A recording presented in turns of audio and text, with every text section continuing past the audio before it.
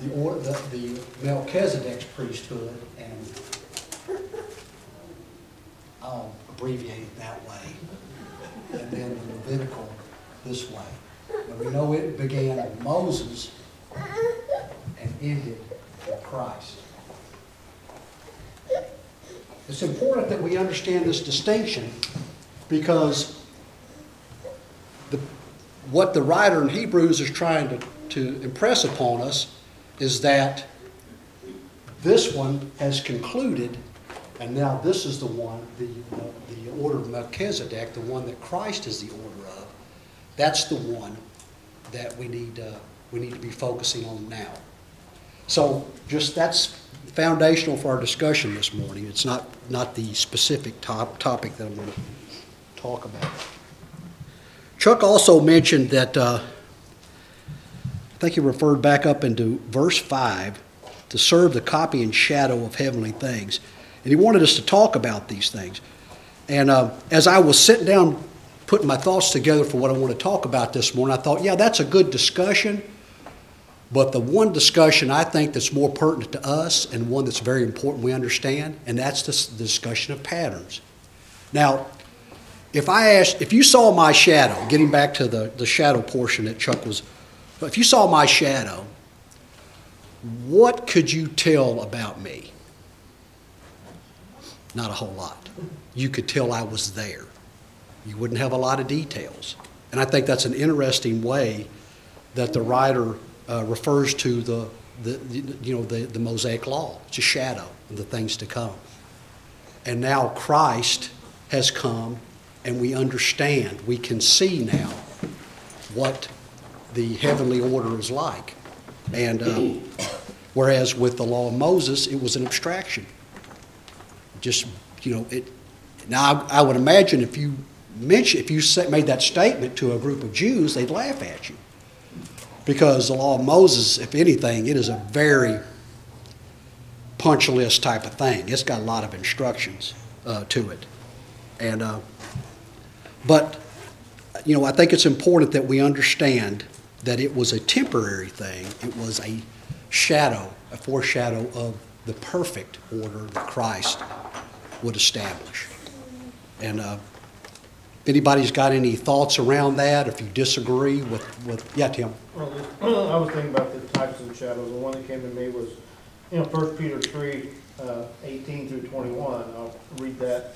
For Christ also died for sins once for all, the just for the unjust, so that he might bring us to God, having been put to death in the flesh, but made alive in the spirit, in which also he went and made proclamation to the spirits now in prison, who once were disobedient, when the patience of God kept waiting in the days of Noah through the construction of the ark, in which a few, that is, 8 persons, were brought safely through the water. Corresponding to that, baptism now saves you, not the removal of the dirt from the flesh, but an appeal to God for a good conscience through the resurrection of Christ. So that pattern, we could see that salvation, the saving, from through the water, right, and then how that ties to salvation through baptism. So that kind of a pattern, right? Right. It's hard to see that back then. Well, what's that? What's it going to relate to? But right.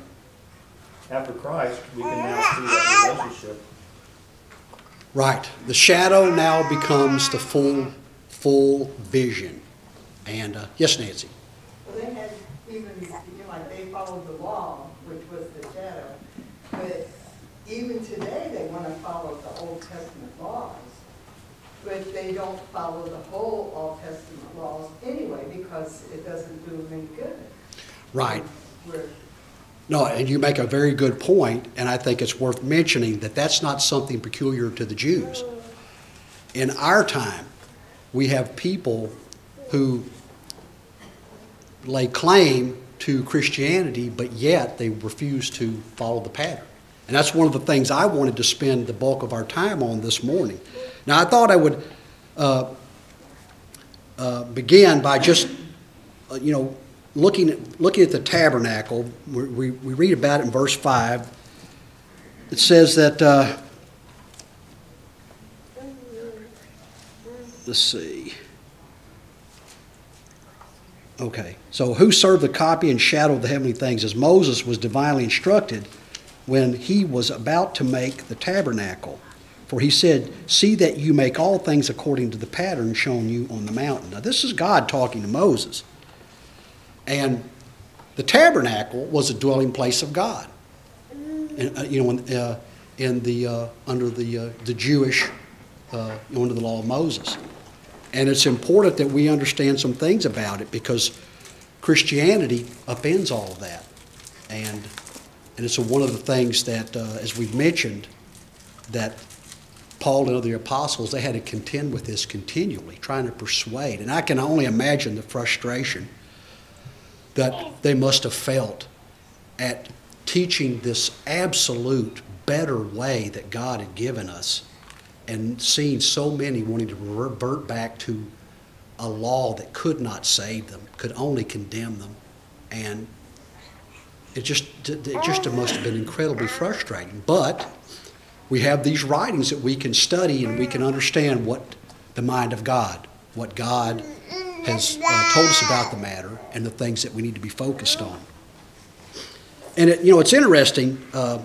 You read that verse in Peter, Tim, talking about Noah, and he's one of the guys that I had mentioned. In talking about patterns, Moses was to follow the pattern. We remember back in Genesis the account of Noah's time, when God said, the destruction of all flesh has come before me. But then we also know that Noah found favor in the eyes of God. And God told Noah what to do to save himself and all that would hear him. And unfortunately, we know that was a total of 8 souls that were saved from that event. But the Bible teaches us, Genesis chapter 6 and verse 22, thus Noah did according to all that God commanded him. So he did. It's important to us today that we understand that when God gives instructions to humanity, those instructions have to be followed to the letter. And why it's important, and why I thought I would spend as much of our time this morning as we have on talking about the pattern, the New Testament pattern, is the fact that we make the claim that this local congregation is an exact copy of the church we read about in the New Testament. It's not, we don't make the claim that it's close, or mostly, because to do so is to fail. Yes, Janet? And when you follow a pattern, even sewing, if you do something a little off, and you still, try and keep with the pattern and not compensate for your mistake, it's not going to fit. It's just like this. He gave us a pattern, and if we change it just a little bit, we're way off here. That's true. And I'm going to tell you what, I learned that lesson the hard way building a swing set a long time ago. I got the right length. I think they were spokes I was cutting for the ladder. And you have to keep the pattern, not the next piece and the next piece. Because a terrible thing happens, that the subsequent pieces, if you keep using the most recent copy, get shorter and shorter. So you got to stick to the pattern. And like I said, I learned that lesson the hard way, but it's one I'll never forget. I'll tell you that much. And his pattern, even building the tabernacle was so specific, like, how long the curtains are, how many loops to put in the curtain. Absolutely. It was just so specific. And it's interesting, you mentioned that, and I was looking, I just did a search on the tabernacle, and over in Exodus 25, chapter 25 and 26, there is a long list of things that God said, how to make the tabernacle, how to build these things. God did not leave that to them and their wants and desires.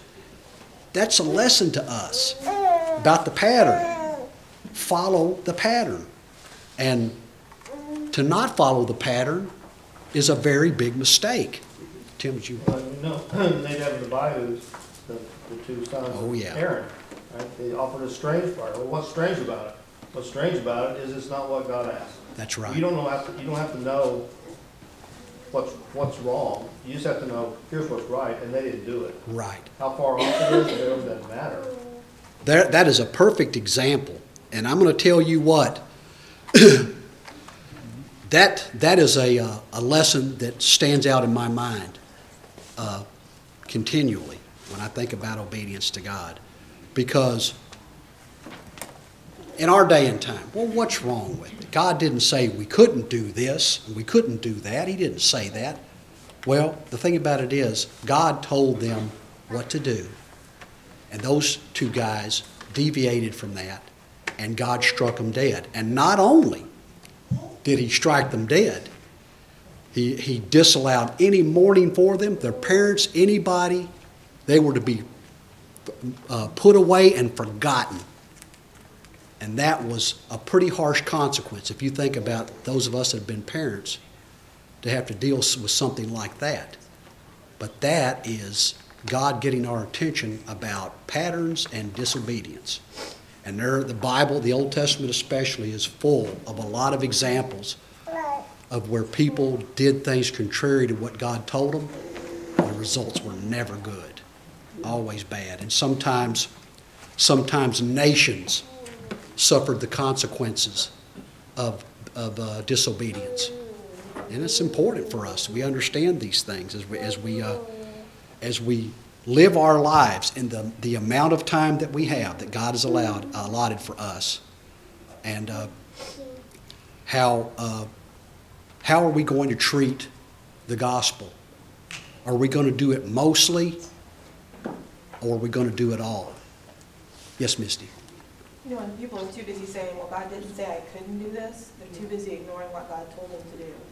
When you don't do what you're told to do, you're essentially, it doesn't matter if he didn't say he couldn't do it. You're still not doing what he told you to do.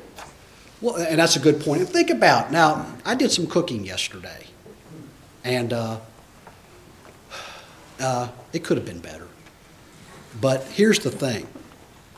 In following the recipe told me what to do, not what not to do. And that's we're surrounded, that's illogical.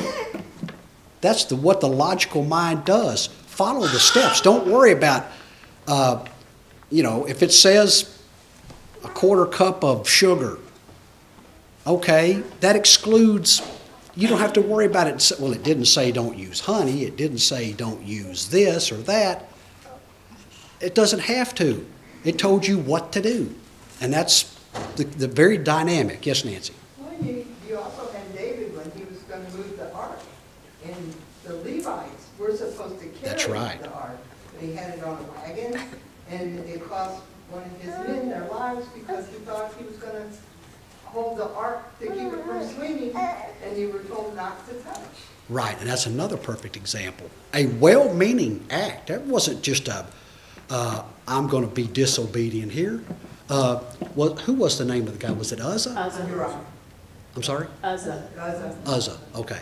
Uzzah just reached up his hand, the Bible says, to study the ark. The problem is, Uzzah was not a Levite. And just right there on the spot, God snuffed him out for doing that. And again, another lesson for us under the Old Testament and how God treats disobedience. Now see, they had gotten careless with the law and with the instructions about how to handle the ark. And Uzzah, unfortunately, had to bear the consequences of failing either on his own part to understand it or to be taught it, however that fell out with the Pharisees and the religious leaders of that time. And that's why it's so important for us. The things that we do here are pretty simple. But I think that, and I thought about that this morning, when it comes to systems in general, and salvation is no different. A lot of times, most of the time, those things fail because of simple things not being done, not complex things, simple things cause systems to fail. And I fully believe, and you can disagree with me if you want to, but I fully believe that if I miss heaven, it won't be because of revelation. It'll be because of the simple things that I can read about in the other books of how I should be living and the things I should be doing. They're simple things. if I fail, it'll be on me, because God has done everything that He needs to do. He's provided me a way to have my sins taken away, and He's given me instructions, a pattern to live by. So it's important that we that we understand that. Now, I thought in terms of patterns this morning, I thought I would take a look at some of the patterns of the local congregation, the biblical things that we do. And it's important that we understand why we do the things that we do. And I know it's a very elementary lesson, but as I just pointed out, things fail not because of complex things, generally. They fail because of simple things, or a series of simple missteps that lead to catastrophic failure. So I thought, in keeping with the pattern of the New Testament, we know that we are to assemble. We can read over in Matthew 18, chapter 18, verse 20, "For where 2 or 3 are gathered together in my name, I am there in the midst of them." Under the law of Moses, Jerusalem, now the tabernacle started out being a mobile thing. Because when the Jews were traveling into the Promised Land, they weren't there yet. So the tabernacle, that was something that was mobile. But we know that after Solomon, he finished building the temple and all that stuff. We know that it became a fixed thing. And Judaism, you had to go to Jerusalem if you had needed to have the priest offer sin offering for you, or any other type of responsibility that you had of a religious nature in the law of Moses. You had to be there. But over in John chapter 4, verses 21 through 23, this is Jesus talking to the woman by the well, is how she's referred to. "Woman, believe me, the hour is coming when you will neither on this mountain nor in Jerusalem worship the Father. But the hour is coming, and now is, when true worshipers will worship the Father in spirit and truth. For the Father is seeking such to worship Him." So we see that we have the freedom, we have the authority to establish local congregations, because we don't have a central place of worship like the Jews did. We can meet here. There's another group meeting over northwest. There are several groups meeting down in Owensboro. This place here is a matter of convenience for us. It's central to most of us who live around close to it, and it's a good thing, and we have full authority to do it. But we know we have to assemble, and the place is of no longer any significance. There's no longer a Jerusalem that we have to go to. We're perfectly okay to meet here in Newburgh, Indiana. Now, I'm going down through this list. Feel free to chime in at any time if if you take exception to anything I say, or if you want to add to what I have to say, because I'm not an inspired individual, so I can certainly miss something. So it's important that this is a team effort, so it's important that we all come to a full understanding of what the Bible says about these things. And the next thing that we do as a matter of practice in this place on the first day of the week is the communion. That right there is the communion with the Lord. And it's important that we understand that it is in spirit and truth.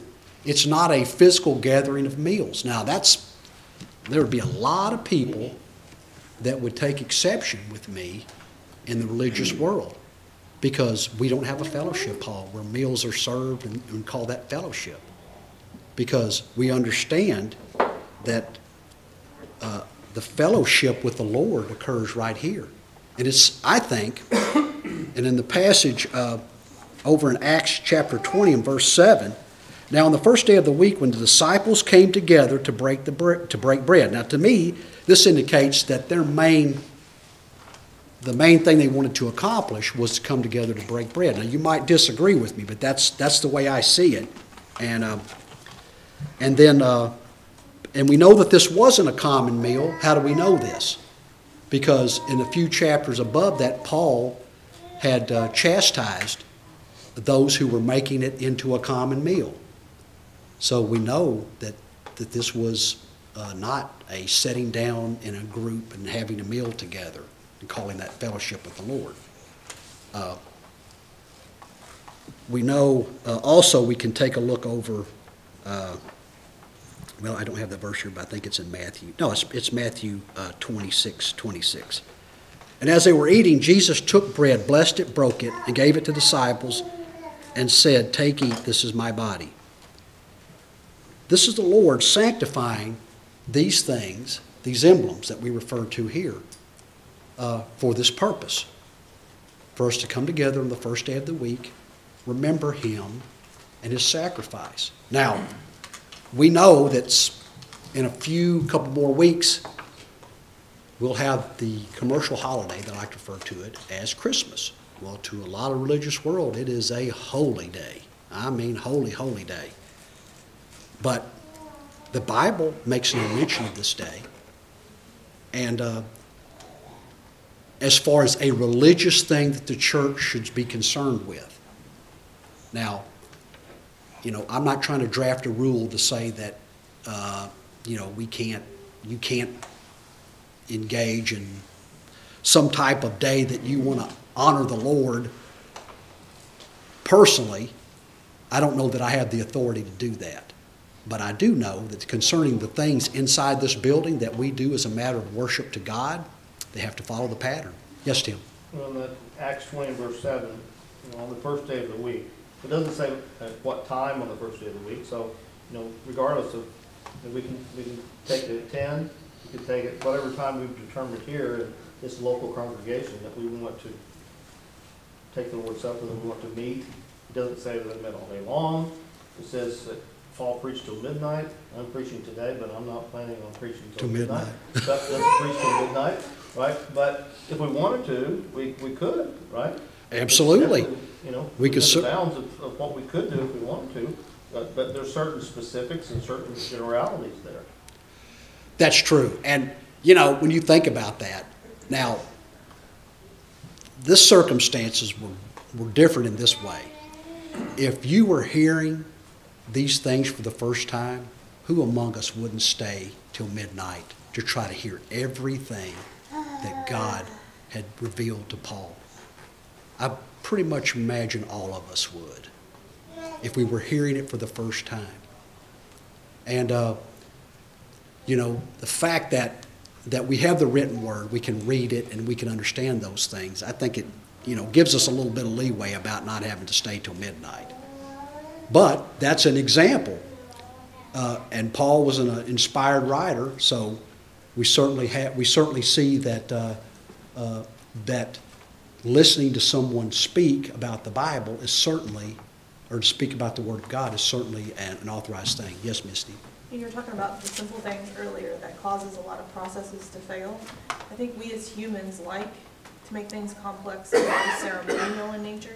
When you look at the old law and the amount of detail and the amount of ceremony that was in there, it's no wonder, I think, that we put forth such big efforts and create holidays when we're just told every week to meet to get the Lord's Supper. Right. Not put forth a big ceremony at Easter or at Christmas or any other holiday that we might want to do. That's an excellent point, and I'm going to tell you, and what I do for a living, sometimes I get to go behind and try to, if there's a problem with something that somebody else has done, well, you got to fix it. And when sometimes I look at the level of complication that people build into things, and I'm probably guilty of it myself, because at the time you're doing it, it makes perfect sense to you. And you build it in there, and somebody comes behind you and think, what was this guy thinking? There's a much easier way to do this. But you're right. I think it's something maybe in our DNA that says, hey, you got to complicate this. I don't know. Is there safety in complication? I don't know. But or security, the mythical job security. If you make something so complicated that you're the only guy or gal that can take care of it. Yeah, Misty. Well, not only that, but you feel more religious or holy if you're doing something elaborate and fancy and you're wearing special clothes. Right. You're doing all these special things that you maybe do once a year or only you're allowed to do. It just, you've got that feeling. Whereas, the Bible, the New Testament especially, talks a lot about attitudes, but it's not in this perception that you're the only one that can do this or that you do it a certain, this elaborate event. I agree totally. And it all centers around man's need to elevate himself. That's just a simple bottom line genesis of the problem. We're not satisfied with simple things a lot of times. What we want is to elevate ourselves into positions where I'm the guy, and then out of that group we elevate somebody else, and now he's the guy. And now we live in a time when he or she is the guy or gal, and it comes in terms of religion. And I don't know. I don't know what the solution is other than just speak the truth about the Bible, about the pattern. Teach on the pattern. That's why we come together, we study these things, we understand them, we study them in God's Word, and we understand that, yes, this is what God has said to do. It's a simple set of things. God did not give us anything to do this morning that we can't do. We can come here, we can, if we have voices, we can sing. Now I've been in a congregation before where there's a person who could not speak, and this lady would sign the songs, just in an attempt to do what she could to, obey the command to sing. And it was truly a humbling thing for me, but that she did. And but the point I'm trying to make is God did not give us,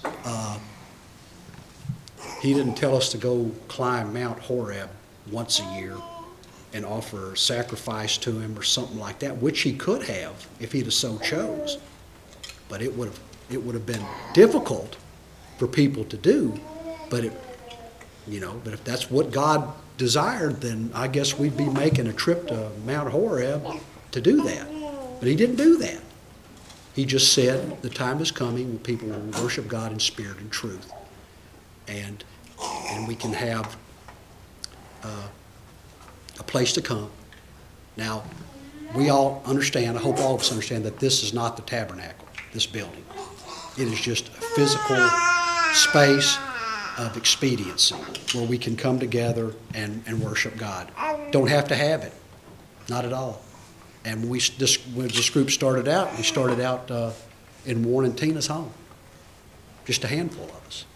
And through the progression of time, as more people joined the group, it became necessary to have a bigger spot. And then we ended up renting a storefront for a while until it burned down. And then out of a library and a school. So you see, our service to God continued. Did not matter where it was. It continued. And now here we are, and I'm thankful we have this place.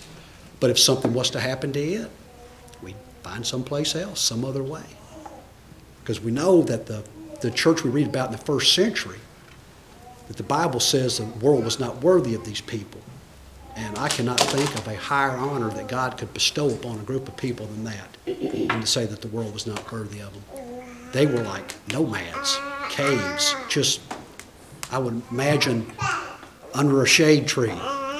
Those people probably had some of the worst circumstances that Christians tried to operate in, but yet they continued, and they are our example today.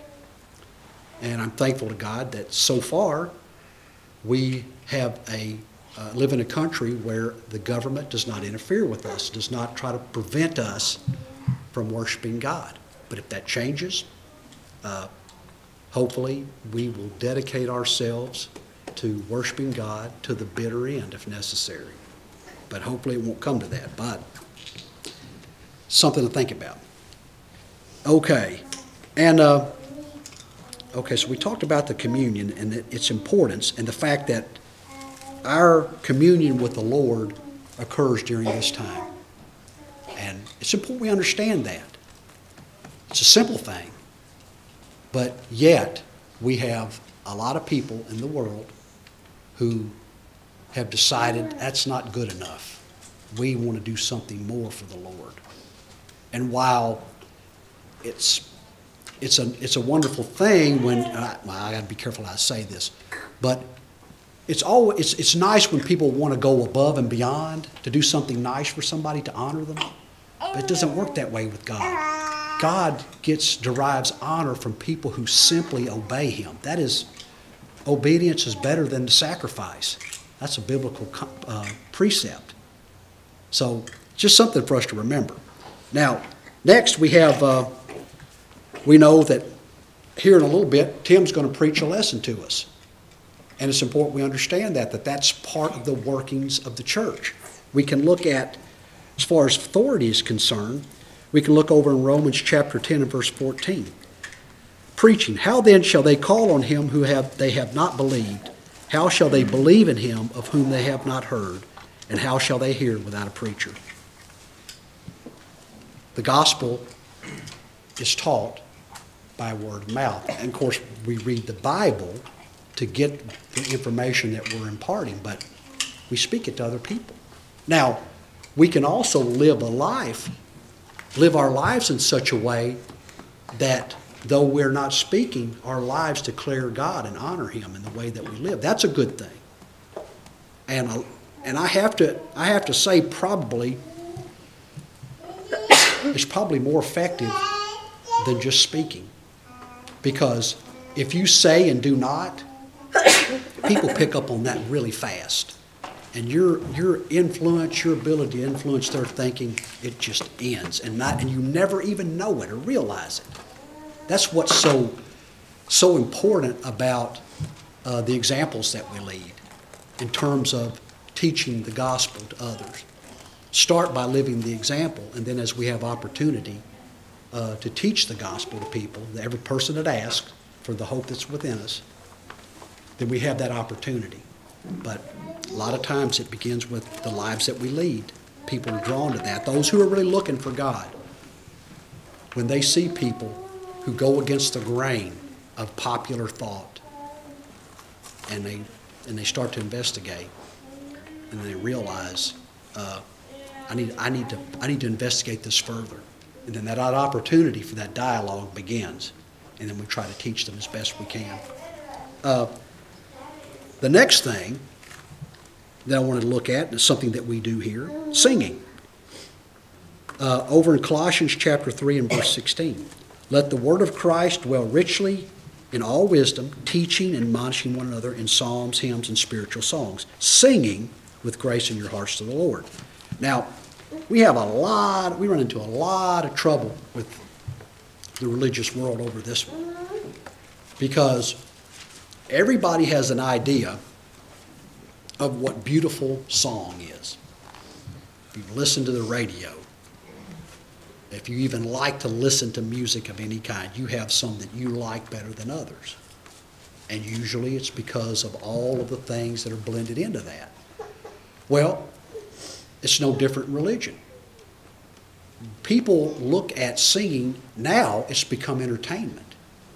And the better it sounds, the better the entertainment value.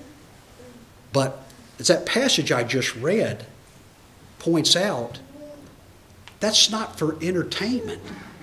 We're teaching each other through the words that we sing. When we sing these songs, if you're paying attention to the verses, then these verses are speaking to us, teaching us things that are important. And we admonish each other in psalms, hymns, and spiritual songs. It tells us what kind of songs to sing. Yes, Norm? I think you made a good point on that. In our denominational friends and our groups, we have two services. One will be contemporary, one will be traditional. So translation of that is, traditional is, they're still going to use music, but it won't be using like rock bands and things like that. They're still going to be using music instruments sometimes. And of course, the contemporaries are using a full rock band. I won't say this causes of that much dissension, but I do know that I have talked to people who attended those denominational churches, and it's an issue. They didn't like this contemporary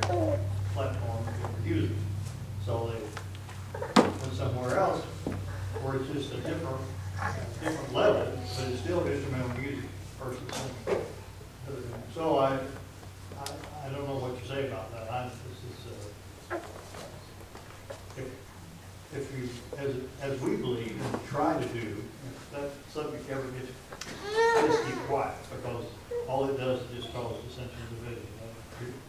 They'll look at you like you flew them from outer space or something. But we passed that threshold of accepting the truth. That's what I'm getting at. Just like you described it. And I don't know what we can do about that. We could have a discussion maybe one-on-one, but it's a very difficult topic. I agree. I agree. Thank you for your comment. Yes, Misty? Well, in Warren's example, in both cases, they're ignoring the command to sing because they're not there singing. They're there being entertained and listening to the people that actually have a voice and can sing well. Right. And, you know, I have to be honest, it really, the older I get, the more troubled I become when I look at humanity. I look at myself as part of that humanity. And I see people's unwillingness to accept simple facts. It's troubling to me. And when I think about the consequences of ignoring God, not taking God serious, it scares me. And I look at myself and I think, you know, have I fallen into a rut? Have I encapsulated myself in such a way that I'm thinking, okay, everything's good with me and I'm seeing all this bad stuff? Am I part of it? I hope not. I hope that if God forbid I should ever reach that point, that somebody would say something to me. But then again, I ask myself, when is the last time you said something to anybody else? I mean, these are hard questions and without easy answers. But it's something, you know, in following the pattern, you know, I tell myself this: if I miss heaven, it's on me, because I have every tool at my disposal that I need to do what I know needs to be done. God has not laid anything upon me. I don't have to be a great intellect. I don't have to think of new and creative ways to draw people in. People are drawn by the gospel. Only God can touch the heart of man in the way that he does through his word. There's no poetry I can write. There is no great story that I can write that would appeal to people. It might appeal to them temporarily, but it's the gospel that changes lives. And it's that pattern. Yes, Nancy? Well, in the Chronicles, they talk exclusively, in Psalms 25, exclusively about the musicians and everything. Nothing is ever said in the New Testament about musicians. And that was all of the Levitical order, and that doesn't exist anymore. That's right. And that's why it's so important that we understand the tale of two priesthoods, as I'll call it. Because once you shift from the Levitical column up to Christ's order, then we know that we follow what Christ says and his pattern. And I just read the passage. The command was to sing. And God didn't say, sing well. I want you to sing beautiful music, and if you can't sing it, then keep your mouth shut. He didn't say that. Some of us are better singers than others. That's just a fact. But that's irrelevant. It doesn't matter. What matters is obeying God and honoring him through obedience to his word. That's what matters. It's the only thing that matters. And if we get nothing out of this morning other than that, I just hope and pray that that's it. And that we might be constantly evaluating our lives, constantly petitioning God in prayer to help us. Because we spent a considerable amount of time talking about at that moment when the trump shall sound, then all other choice, all other choosing that we might have, our ability to choose, our free will, at that point it's over. When the Lord comes, then it's a matter of settling, concluding the business. And that's what's going to happen. And it's going to be concluded. And I just hope that we've all lived in our lives that we've been obedient servants to God, and that we can go to that place of rest where he is. That's my hope for you, my hope for myself, my family. I don't want to miss out on that. Okay, and the last thing on my list, I think we can get in before time, is giving. We have authority to give. Over in 1 Corinthians 16:2, the first day of the week, let each one of you lay aside something, storing up as he may prosper. One of the things that I really appreciate about the way that we do things here is that we always let our visitors know that the giving of money, collecting the money in this place is for the membership of this local congregation. Because we know how the money's being collected and how it's being used. And if you don't know, we put financial statements up there. I post them periodically myself. And I don't know if anybody pays attention to them, but they're there. And if you ever have a question about how much money we're taking in and where it's going, just ask me. I do reporting for a living, so I can do that really well. And so it would not be a hard thing. So just keep that in mind. But we know, or should know, where the money's going. And a visitor coming here, they may not know anything about what we're doing. They may just be, curiosity, investigating. I don't want to hand them, hit them up for money. And none of you do either. In fact, looking at the Bible, there was local Christians, a local group that gave. So I'm always proud that we do that. And then, of course, as people obey the gospel, and if they join our group here and become Christians here, then they too, they have that responsibility to give back to God. Well, I thank you for your attention and your participation this morning.